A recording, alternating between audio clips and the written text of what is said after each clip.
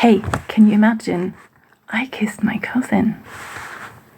Whoa, he laughs. I know it's been a while for you, but you don't have to jump at me. I laugh with him.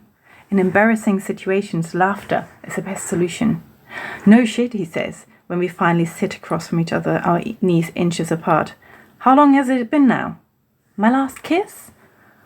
I tilt my head, ignoring the fact that his direct gaze makes my heart pound. Definitely more than a year.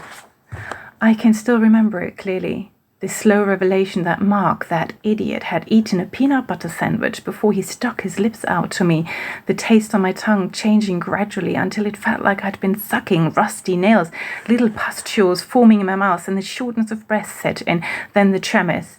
It was like a symphony that begins with the strings and into which the conductor gradually introduces the other instruments, culminating in the finale, the collapse.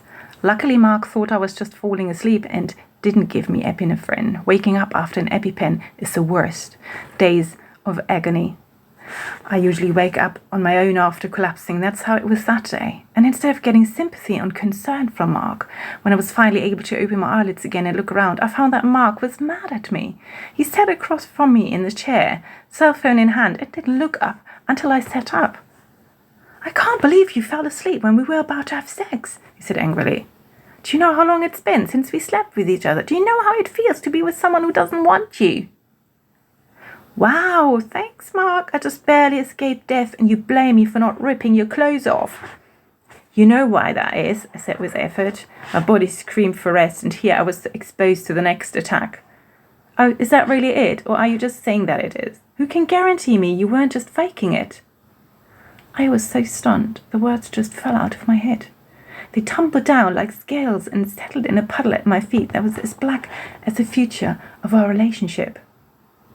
Although it was the peanut butter that I had reacted to, I had lost the desire to kiss Mark at all, and while Mark seemed to think that if he just pushed hard enough and threatened to end the relationship, I'd see a reason, I couldn't bring myself to even try anymore.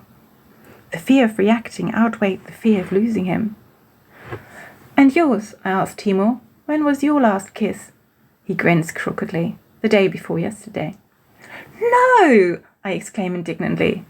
It was one of those wild freshman parties. A young woman latched onto my gaze and then onto my lips. And will you see her again? He wiggles his knees, which are so close to mine they brush the fabric of my dress. Who knows? Okay, well then, I say to cover up my jealousy, I'll keep my fingers crossed that she crosses your path again. Thanks, that's nice of you. He slides his hands lengthwise down his thighs and then leans forward on his elbows. Are you ready?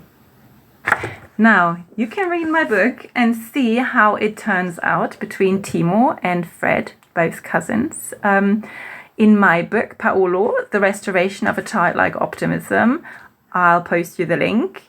It would be lovely to see you again for my next reading. Follow and subscribe. Bye!